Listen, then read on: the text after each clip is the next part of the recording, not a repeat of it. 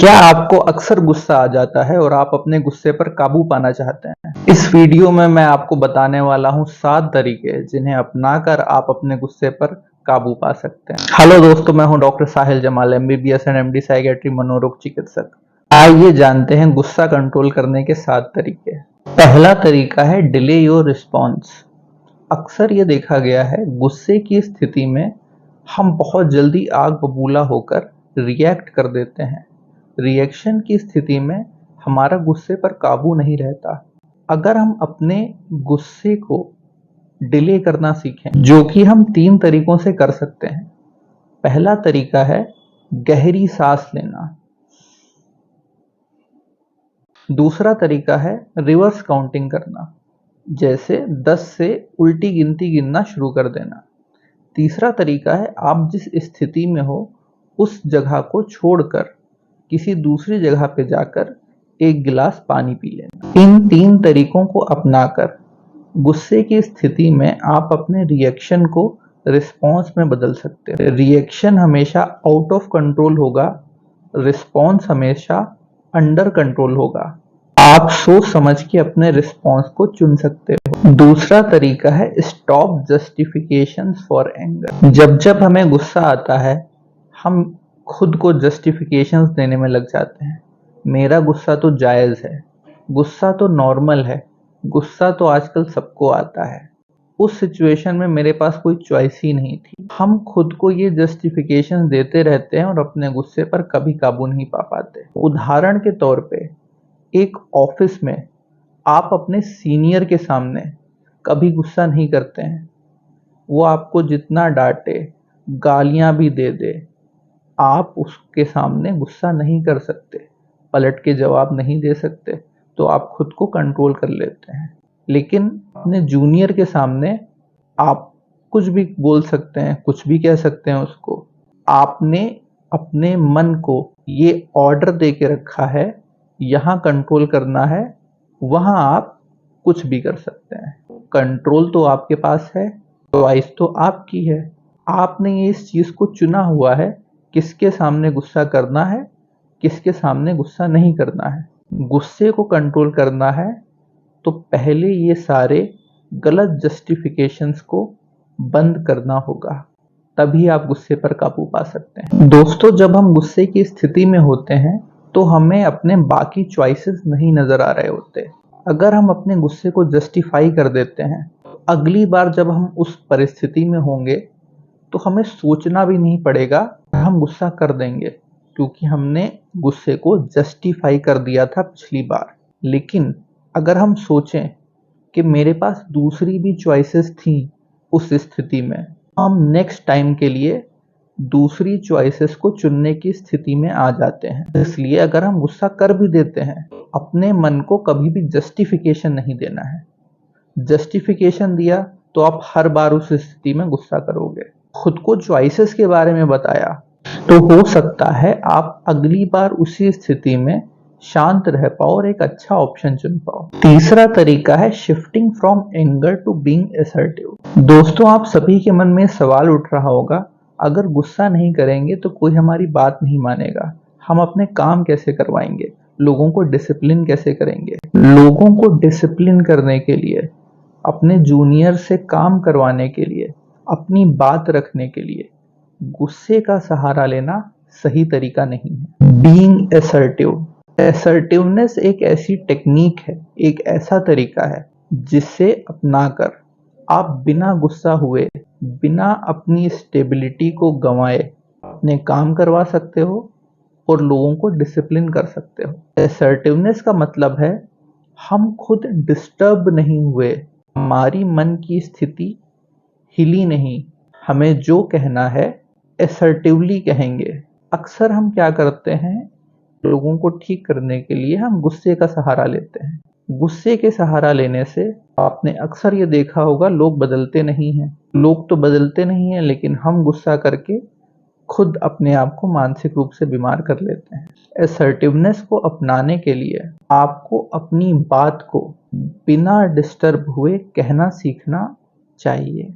कोई एम्प्लॉय अगर लेट आ रहा है तो आप उससे क्लियर इंस्ट्रक्शन दे सकते हैं कि नेक्स्ट टाइम अगर आप लेट आओगे तो आपके खिलाफ डिसिप्लिनरी एक्शन लिया जाएगा। आप इस बात को गुस्से से भी कह सकते हो, असर्टिवली भी कह सकते हो। दोस्तों, गुस्सा एक नेगेटिव इमोशन है। हम खुद डिस्टर्ब होके, खुद आउट ऑफ डिसिप्लिन होके दूसरे को डिसिप्लिन में रहने की अगर बात कहेंगे तो उसका असर टेम्परेरी तो हमें दिख जाएगा, लेकिन परमानेंट कोई अपने तरीकों को, अपनी आदतों को कभी नहीं बदलता। अगर हम असर्टिव होके खुद बिना डिस्टर्ब हुए लोगों को डिसिप्लिन करेंगे, अपनी बात बताएंगे, तो उन्हें बदलने की संभावना बढ़ जाती है और हम खुद भी नहीं डिस्टर्ब होते, अपनी मानसिक स्थिति को नहीं बिगाड़ते। चौथा तरीका है गुस्से से होने वाले नुकसानों के बारे में समझना। दोस्तों, गुस्से के बहुत सारे हानिकारक प्रभाव होते हैं। पूरे वर्ल्ड में कई सारी ऐसी रिसर्चेज हुई हैं जिन्होंने ये बताया है कि गुस्से का हमारे शरीर पे, हमारे फिजिकल हेल्थ पे, हमारी मेंटल और इमोशनल हेल्थ पे क्या क्या नुकसान होते हैं। बहुत सारी शारीरिक बीमारियां जैसे रक्तचाप की बीमारी, हाई ब्लड प्रेशर, दिल की बीमारियां, डायबिटीज, कैंसर, बहुत सारी अन्य बीमारियां बार बार गुस्सा करने से उत्पन्न हो जाती हैं।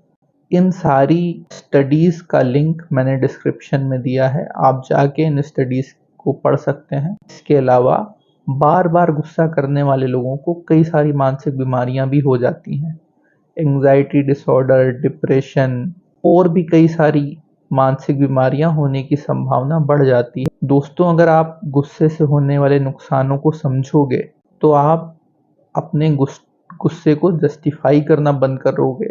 जब हमें किसी चीज की नुकसान के बारे में जानकारी मिलती है तब हम उसको कंट्रोल करना शुरू करते हैं और उसको रोक भी पाते हैं। दोस्तों, पांचवा तरीका है अपने रिश्तों में हुए मतभेदों को दूर करना और अपने रिश्तों को सुंदर बनाना। आजकल हमारे रिश्तों में बहुत सारे मतभेद हैं। हम अपने करीबी रिश्तों में ही गुस्सा कर रहे हैं, लड़ाई कर रहे हैं, खुश नहीं हैं हम अपने रिश्तों में। इसका एक मुख्य कारण ये है कि जब जब डिफरेंस ऑफ ओपिनियन होता है, मतभेद होता है, हम एक दूसरे को सही या गलत ठहराने में लग जाते हैं। ऐसा करने से हम एक दूसरे के नजरिए को कभी देख नहीं पाते और हमारा गुस्सा बढ़ता जाता है, लड़ाई बढ़ती जाती है, बात आगे बढ़ जाती है। हमें इस बात को समझना होगा, हर इंसान अपने अपने नजरिए से सही होता है। अगर हम उसके नजरिए को देखें, उसके नजरिए की रिस्पेक्ट करें, तो कभी हमें गुस्सा नहीं आएगा। एक दूसरे की चॉइस की रिस्पेक्ट करके, एक दूसरे के नजरिए को समझ के हम खुद का गुस्सा तो कंट्रोल करते ही हैं, बल्कि अपने रिश्ते को भी सुंदर बनाते हैं। रिश्तों को सुंदर बनाने के 5 सीक्रेट्स मैंने अपने इस वीडियो में बताए हैं। आप डिस्क्रिप्शन में इस वीडियो का लिंक खोज सकते हैं और रिश्तों को सुंदर बनाने के बारे में ज्यादा जानकारी पा सकते हैं। छठा तरीका है चेंज रॉन्ग बिलीफ सिस्टम्स। दोस्तों, हम ऐसा समझते हैं कि गुस्सा तो पावर की निशानी है। हम गुस्सा करेंगे तो लोग हमसे डरेंगे और लोग हमसे डरेंगे यानी वो हमारी रिस्पेक्ट करेंगे। हम गुस्सा करेंगे तभी हमारे काम होंगे। गुस्सा तो यूजफुल है, वो हमारे काम कराता है। ये सारे रॉन्ग बिलीफ सिस्टम्स हमें कभी गुस्से को छोड़ने नहीं देते। दोस्तों, हमें इस बात को समझना होगा, गुस्सा शक्ति की निशानी नहीं है। जो इंसान छोटी छोटी बातों पर गुस्सा करे, गुस्से के बाद उसे अपनी हरकतों पे पछतावा हो, बात बात पे डिस्टर्ब होने वाले इंसान को हम शक्तिशाली कैसे मान सकते हैं। डर और इज्जत दो अलग अलग चीजें हैं। हम अक्सर ये गलती कर देते हैं, डर को ही इज्जत समझ लेते हैं। हम समझते हैं हम जितना गुस्सा करेंगे लोग हमसे डरेंगे और हमारी इज्जत करेंगे। दोस्तों, आपसे डरने वाले व्यक्ति कभी आपकी इज्जत नहीं करते। जब तक आप उनके सामने हो, डर की वजह से, आपके गुस्से की वजह से वो डरे सहमे रह सकते हैं। आपको ऐसा महसूस होगा वो आपकी इज्जत कर रहे हैं, लेकिन असली इज्जत कभी भी लोगों को डरा के नहीं कमाई जा सकती। दोस्तों, हम समझते हैं एंगर इज यूजफुल, गुस्सा तो ज़रूरी है। गुस्सा नहीं करेंगे तो काम कैसे करवा पाएंगे, लोगों को डिसिप्लिन कैसे कर पाएंगे। जैसा कि मैंने आप लोगों को पहले भी बताया, हम असर्टिवनेस का इस्तेमाल करके अपने काम भी करा सकते हैं और लोगों को डिसिप्लिन भी कर सकते हैं। तो एंगर को ही काम करवाने का जरिया बना लेना अपने मानसिक और शारीरिक स्वास्थ्य के लिए हानिकारक है। आप असर्टिवनेस को अपनाइए, एंगर को नहीं, गुस्से को नहीं। सातवां तरीका है अपने मानसिक स्वास्थ्य का ध्यान रखना। दोस्तों, जब तक हम अपने मानसिक स्वास्थ्य का ध्यान नहीं रखते, हम अपने गुस्से को ठीक से काबू करने में सक्षम नहीं हो सकते हैं। जिन लोगों का मानसिक स्वास्थ्य अच्छा नहीं होता, उनमें चिड़चिड़ापन, गुस्सा ज़्यादा पाया जाता है। वो ज़्यादा गुस्सा होते हैं और अपने गुस्से पर काबू भी नहीं कर पाते, जिसके कारण उनको बाद में पछतावा होता है और वो और ज़्यादा दुखी हो जाते हैं। मानसिक स्वास्थ्य के लिए अच्छी नींद लेना और चिंता और ज़्यादा सोचने की बीमारी को कंट्रोल करना बहुत आवश्यक है। अगर आप भी ज़्यादा नेगेटिव सोचते हैं और नींद की खराबी की परेशानी से ग्रस्त हैं, तो आप मेरे ये 2 वीडियो देख सकते हैं। इसमें मैंने ओवर थिंकिंग को कैसे कंट्रोल करें और अच्छी नींद कैसे पाएं, इसके बारे में बताया है। इन वीडियोस के लिंक नीचे डिस्क्रिप्शन में दिए हुए हैं। आप इन वीडियोस को देखकर बिना किसी दवा को लिए अपने मानसिक स्वास्थ्य को स्वस्थ बना सकते हो। अगर आप इन 7 तरीकों को अपनाओगे, इन्हें समझोगे, तो अपने गुस्से पर जरूर नियंत्रण पा पाओगे। दोस्तों, मैं आशा करता हूँ ये वीडियो आपके लिए जरूर उपयोगी साबित होगा।